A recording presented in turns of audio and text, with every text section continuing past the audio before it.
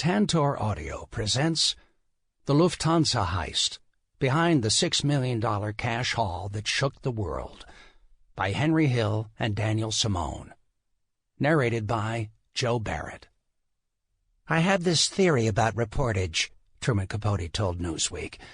"I have always felt that if you brought the art of the novelist together with the technique of journalism, fiction, with the added knowledge that it was true, it would have the most depth and impact."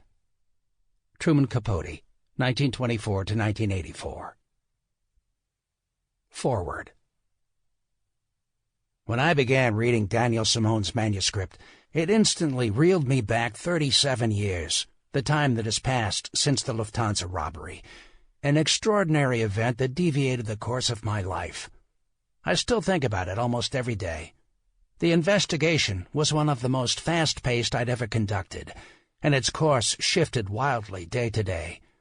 Certain aspects of it, for sure, I might have done differently, but in the end, justice was served. As it is vividly portrayed in this book, the times were a different time. The era of glory of omerta rules, the days when gangsters were mob stars, and the period when Jimmy the Gent Burke was at the top of his game. It was the perfect storm for the Gent, a group of low-level criminals who were mostly illiterates, as Daniel accurately and in a comedic way dramatizes, somehow pulled off an enormous score, and there were no witnesses but the participants. All the victims at the airport were mute because of either ignorance or fear, and Burke had his own method of silencing people, a point keenly illustrated in this tome. He was responsible for over 13 murders. While we, the FBI, chased down the witnesses, he murdered them. Though all the accomplices saw nothing but riches in their futures, they all looked back and rued their involvement in this caper, losing their lives as a result of it. A case of this magnitude needs witnesses, or evidence. With these two essentials missing, we relied on techniques that were still in their infancies: electronic surveillance, wiretaps, and electronic bugs. Unfortunately, neither was sufficiently sophisticated to be foolproof. Burke's home was occupied 24/7 and guarded by his criminal associates. The only bug we could install was in a 1979 Thunderbird owned by Angelo Seppi. Knowingly or not, he neutralized the bug by playing his radio at the highest volume. We encountered many difficulties with these crude devices, simplistic equipment wrought with problems. If we had some of the once imaginary techniques you see today used on CSI, the Lufthansa investigation might have ended with a resolution. But in May of 1979, the odds reversed. Henry Hill, one of the mob's most trusted servants, opted to cooperate with the FBI. And through our efforts and Hill's testimony, Burke and 15 top-ranked mob figures found new homes in federal prisons. Moreover, Hill provided the goods to convict Burke for the homicide of con man Richard Eaton. This, combined with the Boston College basketball fix, sent Burke to prison for the rest of his life. The Gent, above all, suffered the most because of this robbery. As I look back, having been the lead investigator, I'd love for another chance, but with the assistance of today's technology. Sometimes, though, there are no second chances. Life goes on. However, Daniel Simone has deftly immortalized the 1978 Lufthansa robbery, the largest unrecovered cash theft in history. Steve Carbone, Supervisor FBI Special Agent, retired. Kennedy Airport was the solution to all our problems. Money, I got it at Kennedy Airport. If the wife found out about the mistress and a fur coat might keep her calm, I got it at Kennedy Airport. If our girlfriends were getting impatient about wanting a color TV, we went to Kennedy. When the cigarette supply dried up, we'd go to Kennedy and rob a truckload of cartons. The airport was our private bank. And when it all came crashing down, my wardrobe turned from a walk-in closet of silk suits to a cardboard box of cheap jeans and $2 T-shirts. Henry Hill, 1943 to 2012. 1. April 1967. I could never manage time.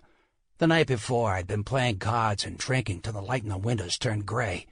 The next morning, shaking off a hangover, I nursed 3 cups of coffee and 5 Marlboros.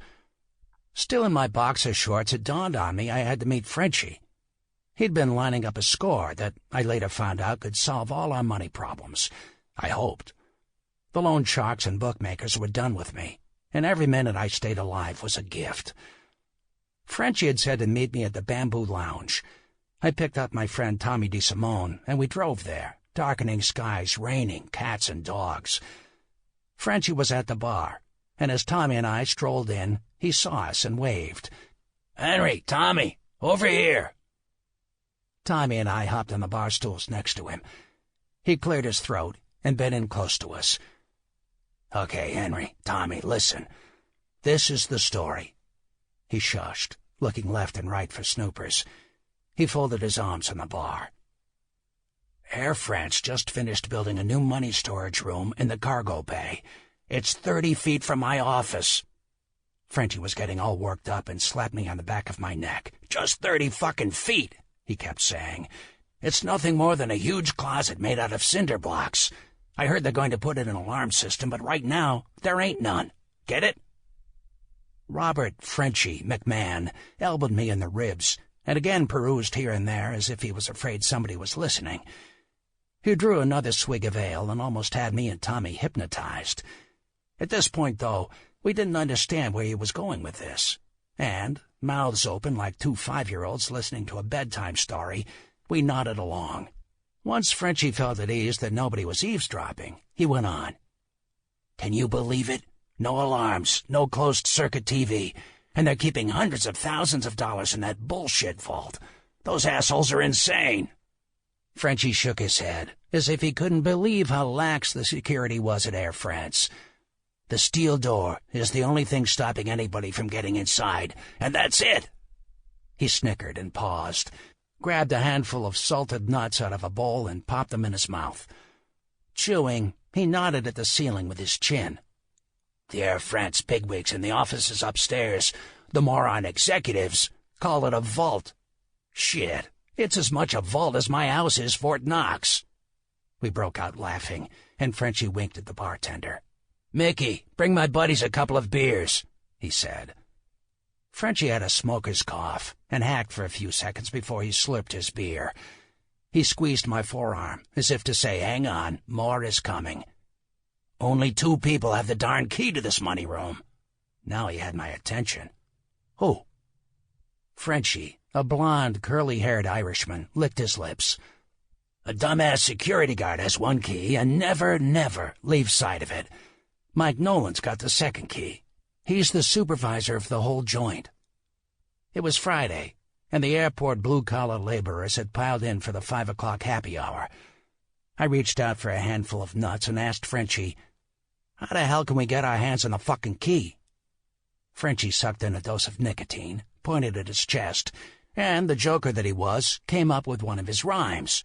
"Moi, your man's got a plan." Frenchie had a head start on the happy hour. He'd already swallowed 3 brews and 2 rye chasers, but somehow liquor never hindered Frenchie from thinking straight. "Ah, now we're getting somewhere. Salute." I raised my glass, toasted, and we drained our drinks. Tommy, too, was fired up. "Salute, Frenchie. You're our man." Mike Nolan never took the key off his belt hook. No problem, though. Nolan had a weakness, Frenchie said, an addiction that, as most men do, made him think with the wrong head. Nolan was a half-witted hillbilly. He liked to swing with one-night stands, and sometimes he'd get so stoned his brain ran on half the cylinders. So we concocted a plan. Frenchie hooked up Nolan with Clementine, a church organ player who moonlighted as a hooker. Not to prick Nolan's ego, we told him she was my sister. Frenchie, Tommy, and I talked it over with Clementine, and she thought the best way for us to steal the key was for her and Mike Nolan to spend a night at the Jade East, a hot sheets motel near the airport. Clementine knew how to wrap a hot dog like Nolan around her finger. She was to meet Nolan in the bar of the Jade East. Frenchie thought it was wise for him and me to be there as well. Nolan found it odd when we showed up, but drooling over Clementine and dying to screw her in the bubbling spa, he didn't give it a second thought. He whisked her off to his room for a change of clothes. Frenchie and I stayed at the bar. Halfway into our second martini, we caught a glimpse of Nolan and his rented date. They were headed to the spa salon, holding hands like high school kids. I couldn't help but laugh. "Frenchie, I think Nolan swallowed the hook." The couple went on down the stairs to the sublevel and faded out of sight. The reek of chlorine from the jacuzzis must have been awful. Personally, put me in a king-size bed and I'm happy. To each his own. "Henry, let's go, let's go." We sprang off the bar stool and put down the martinis, Frenchie carelessly dropping his, nearly cracking the stem of the glass. We ran outside of the parking lot to hook up with Tommy, who looked uptight and jittery. "What the hell took you guys so long to come out?" he screamed. "It's getting late, and you're not going to find any locksmiths open." As we're running toward him, Frenchie was waving his arms to keep Tommy from attracting attention. "Cool it, man. Just now they went down to the spa. I had one of the housekeepers open the window in Nolan's room. One of you guys should be able to get in from up there. You only got an hour to get back here. Get going." Frenchie, too, was getting worked up, and I was afraid someone might get suspicious. "Okay, take it easy. We'll take it from here. Go back in the bar, Frenchie." Frenchie went back to the lounge and finished his cocktail, one of many to come. It was nightfall, and Tommy crouched his 6'2" heavyweight frame and knelt on his fours. "Henry, you're lighter. Put your feet on my shoulders and I'll hoist you up as far as I can." I stared up at the second-floor window, and it looked too high. I got dizzy and couldn't see too good in the dark. I had on a pair of brown wingtip shoes and was having trouble with my footing. "If you can get me close to the ledge over there, I can step on it and open the window." "You're going to tear my jacket with those shoes. Why didn't you wear something with rubber soles?" Here I was about to break my neck, and Tommy was bitching about me tearing his damn black leather jacket, one he wore year-round.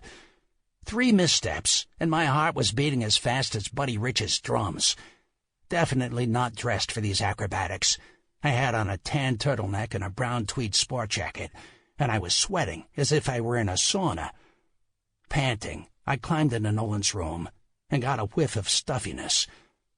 A light on the night table was on, and Nolan's pants were lying folded on the bed. A ring with 18 keys was hooked to the belt loops, and I unclasped it. I ran out through the door of the suite and down the stairway.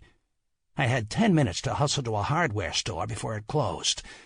Tommy waited in the parking lot, hiding behind the garbage bins. No matter which street I took off the main road, everywhere was congested. I kept checking my watch, and I got more nervous by the second. I felt it in my bones I wasn't going to make it. Luck was with me. One hardware store was still open. I double-parked my car and ran inside. I didn't know which of the keys fit the Air France money storage locker, so I had the locksmith duplicate all of them. Out of 18, he couldn't cut 3. He didn't have the blanks. I left in a hurry, just as a cop was writing me a parking ticket. Damn, I didn't need this. Clementine might start playing with Nolan's dick while in the jacuzzi, and they might bolt to their room for a quick tumble in the hay. "No, no, officer," I begged. "Please, cut me some slack. I gotta get home 'cause my 6-year-old is alone by herself."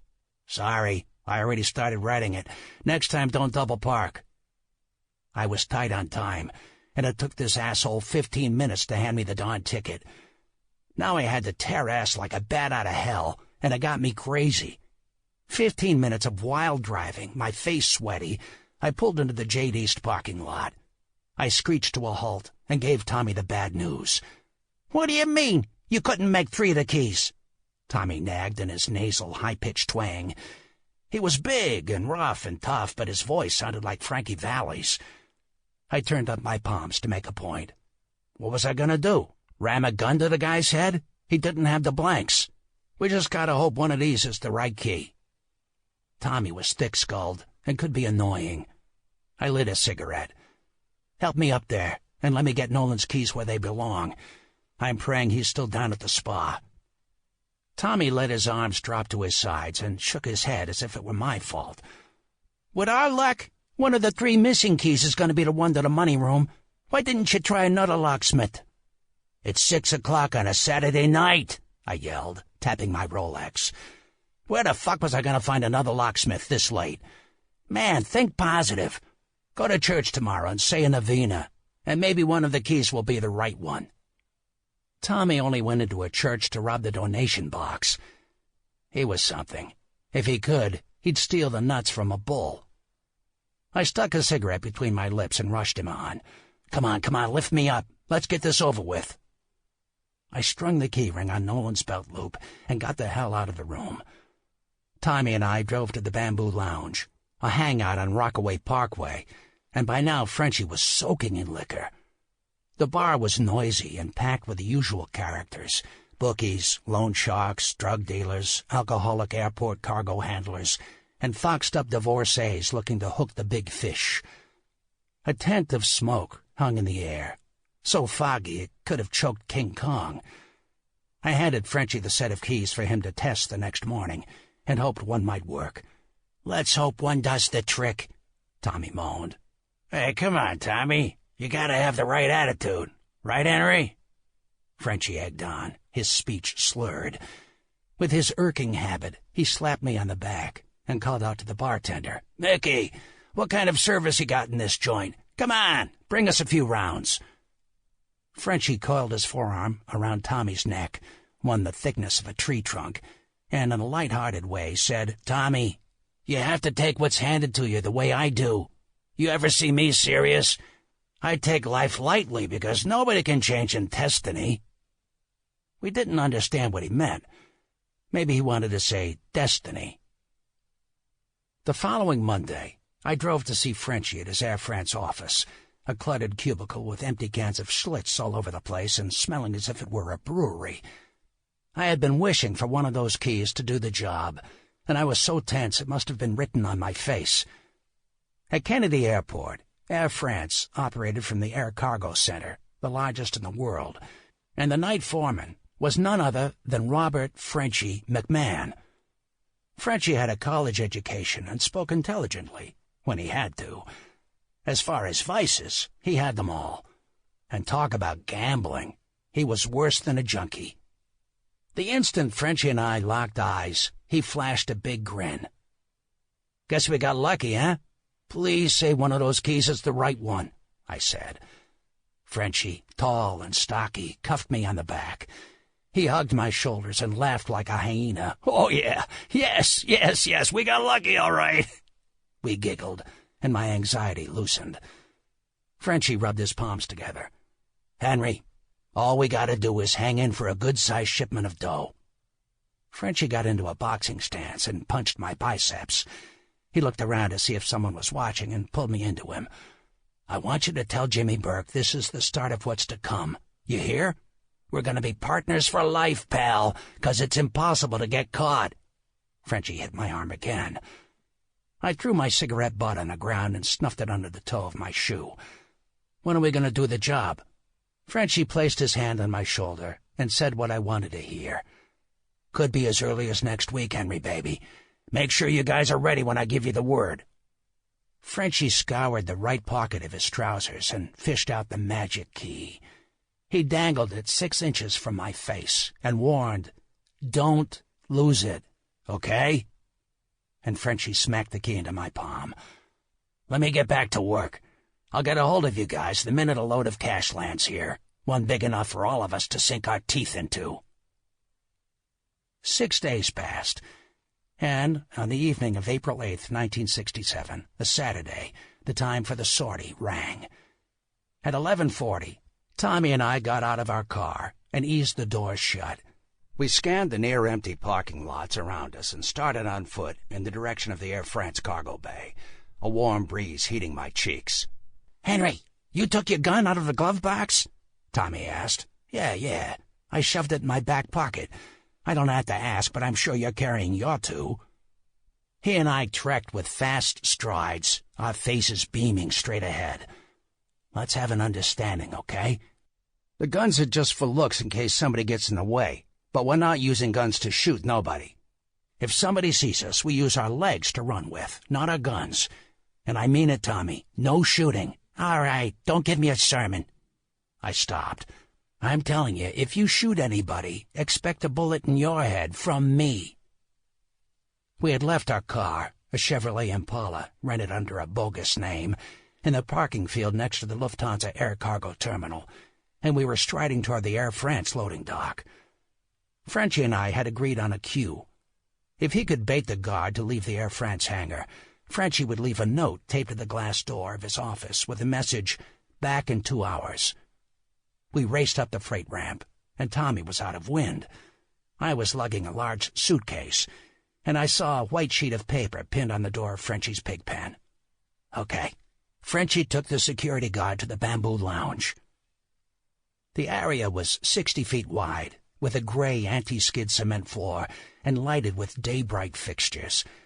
15 to 20 people were hanging around, employees in Air France uniforms and passengers hunting for lost luggage. We shuffled nonchalantly up to the cinder block safe room, and nobody stopped us. "Okay, Tommy, hold your cool."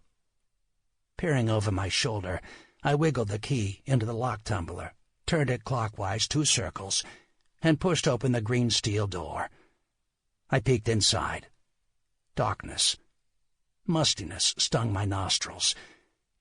We pulled pen lights out of our pockets and soft-stepped into the room. The yellow cones of light beams flashed out 8 white bags tied with red tags, just as Frenchie had said. They lay on the floor against a wall with mountains of parcels. In each sack was a carton packet of $60,000 bundles. 3 feet or so to the left of the bags was a 2-foot square box full of gleaming jewelry and gems. Tommy pinched his cheeks. "I must be dreaming." He gazed at the booty and poked me. "Come on, hurry. Open the suitcase." Hyper and confused, I grumbled, "Shit, man. I hope all this stuff fits." I was born with dyslexia, a wall of mental blocks, and it screwed up my thought process. I couldn't figure out how much space I needed to pack so much money in small bills, so I had only brought 1 suitcase. "What were you thinking?" "Don't worry. I'll squeeze it all in. I'll get it all in." I got into a frenzy, stuffing the white bags into the valise, Tommy foaming at the mouth. Suddenly, music blared from speakers in the ceiling of the hangar. It jolted us, and we upped on our feet. "What's that?" Tommy blurted out, wide-eyed and spooked. He went for one of the pearl-handle .38 Colt Magnums in his waistband. I saw Tommy's reflex and gritted my teeth. "Take your hand off your gun. We're not going to be pulling out heat." We stood paralyzed for 2 to 3 seconds. "I don't see nobody," I said in a hush. "Wait, don't move." I tiptoed, stuck my neck out the door, and heard footsteps in the distance on the far end of the hangar. My breathing restarted, and Tommy let out a puff of air, oily perspiration bubbling on his forehead. "I think some joker piped in the radio through the PA system," I said. "Let's get the hell out of here." We came out of the doorway of the money room, and I, cool as a dozing lion, locked the door. We bopped to the loading platform and bolted down the 6 steps to the parking lot level, the bulging suitcase swinging at the end of my arm. Tommy swiveled his head, looked behind him at the terminal, Air France Cargo Building 86, and huffed. "I wonder who the son of a bitch is that's blasting the goddamn radio. Scared the shit out of me. Damn it, my heart can't stop pounding." "You scare too easily, man. Just make believe we're tourists trying to find our luggage." Pulses still racing, we trotted across the parking field to where the Impala stood. I didn't know how much money we grabbed, but judging by the weight of the loot, we must have cleaned out the airline's pockets of a lot of cash and a box full of gems and gold. All right. Thank you, Air France. Bye-bye," Tommy sing-sang, pumping his fist in the air. "Tommy, shut the hell up. You don't know who could be watching us. What are you, a moron? You're a real testimingue. Keep going, and stop acting like an assless asshole." Twice a week, Air France transported U.S. currency from Europe. Dollars American travelers exchanged for French francs. Until the armored car company picked up the cash, the brainless freight handlers stored it in a room not far from the shipping ramp. Save for the steel door, there were no safeguards or alarms. Worse yet, the area was not off-limits to the public. And believe it or not, those dumb fucks at Air France allowed commuters to freely roam the area to search for missing baggage. The Passover holiday lasted through the weekend. The earliest the armored car company could have come for the shipment of money was the following Monday afternoon. It meant nobody would know the sacks were gone before then, and it'd be an impossibility to pinpoint when we had clipped them. And if the dockhands had seen strange faces, recalling the incident 2 days later would have been hazy, a perfect combination of coincidences. While jogging to our getaway car, we reached the next hangar, the Lufthansa cargo terminal. The yellow sign stretching across the top of the building, its high walls silvery from the full moon. 300 feet to go, and we'd be in the clear. The rock music echoing from the cave-like Air France warehouse. Come on, baby, light my fire. I loved to wear classy outfits. I was all spiffed up, as usual, in a light gray suit and a maroon shirt, and nobody would have taken me for a stick-up man. Tommy was another story. Let me ask you, Tommy, why didn't you dress in threads that don't make you look as if you just got out of the can? I shook my head in disgust. With that leather jacket and black shirt, you remind me of those Puerto Rican hoods from the South Bronx. Tommy, a thug with more bad habits than a chimpanzee, put on a humiliated face. He bent forward, as if to check out his clothes, and snapped, "What are you talking about? This is expensive stuff, man. And it's not like we went to a wedding. We went to rob an airline. So what's the big deal?" As I said, you could pass for a bum who don't belong here. Right now, forget about it. Keep going till we get to the car. Take my word for it, you're a spitting image of a parolee who just got out of jail. I passed a hand over my suit and said, "You have to dress for the occasion and look respectable, know what I mean?" "Oh, stop breaking my balls," Tommy griped, wheezing from the fast trot. He sucked on his teeth and unlocked the driver's door of the Impala. I threw the brown luggage in the trunk, and we drove toward Boundary Road for the northbound lanes of the Van Wyck Expressway. Driving under the 55-mile-per-hour speed limit, Tommy shifted his eyes from the lighted road ahead to the rearview mirror. No flashing emergency lights, no one chasing us. Air France was under ether as to what had happened, its largest trip-off ever. We got to Ozone Park, and Tommy ditched the rented Chevy on a dark street. We walked east 2 blocks to his girlfriend's apartment, a messy 2-room chicken coop. Swaggering and feeling rich, we marveled at what we'd done. Incredibly, we had made off with the biggest cash theft to date without waving a pistol. And although I felt good, a bad sensation hit my gut. We weren't strangers to the NYPD and the Port Authority, and considering the odds against Tommy and me, both with a mere 7th-grade education, was it possible for a pair of schmucks to steal so much money and not get caught? What if a closed-circuit camera was outside the storage vault? And if so, it was likely Frenchie didn't know it, or else he would have warned us about it. It'd gnaw on my stomach for the next month. 2. Tommy and I, still wound up over the Air France mission, had to catch up with the skipper of our crew, Jimmy Burke, a talented earner. Everybody knew him as the Gent. By now it was past midnight, and we had a 1:00 meeting with Jimmy at a Manhattan comedy club, the Improv, on the corner of West 44th Street and 9th Avenue. Jimmy must have been counting the minutes, if not the seconds, to find out how the Air France job had turned out. 2 floors above the Improv, Jimmy leased an apartment, an adult playpen. We hustled up the stairs, and Tommy knocked on the door. I heard the clanking of the safety chain and the unclamping of the 3 deadbolts. From the other side of the door, Jimmy's voice, low and curt, asked, "Who is it?" "It's Henry and Tommy, Jimmy."